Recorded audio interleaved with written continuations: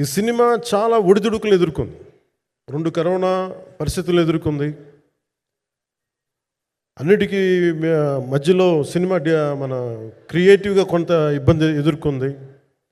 Ultimate objective cinema బాగా రావాలని. నేను ఎప్పుడు ఏం చేసినా సినిమా బాగా రావాలనుకుంటాను. ఈ సినిమాకి ప్రత్యేకించి ఆయన తపన చూసి నేను ముఖ్యంగా పొలిటికల్ ప్రాసెస్కి వెళ్ళిపోయిన తర్వాత, పాలిటిక్స్కి వెళ్ళిపోయిన తర్వాత,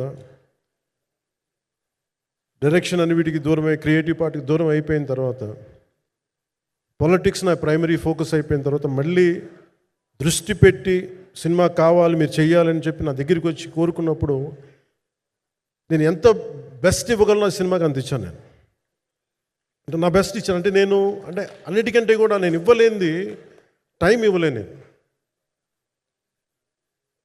నేను. కానీ అలాంటి పరిస్థితుల్లో ఒక క్లైమాక్స్కి దాదాపు 57 రోజులు షూట్ చేయాల్సి వచ్చింది. మండు టెండ బాగా ఇట్స్ కైండ్ ఆఫ్ ఒక మిడ్ మే అంటే చాలా పిచ్చి ఎండ అన్నమాట. అలాంటి ఎండల్లో చాలా కాలం తర్వాత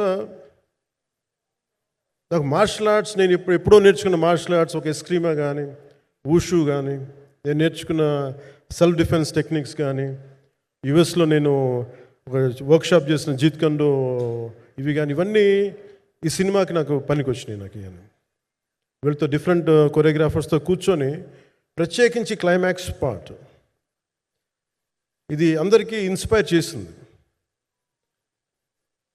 అంటే మన స్థూలంగా చెప్పాలి అంటే, ఒక క్లుప్తంగా చెప్పాలి అంటే, ఈ సినిమాకి ఇదే ఆయువు పట్టింది ఈ ఫస్ట్ పార్ట్కి.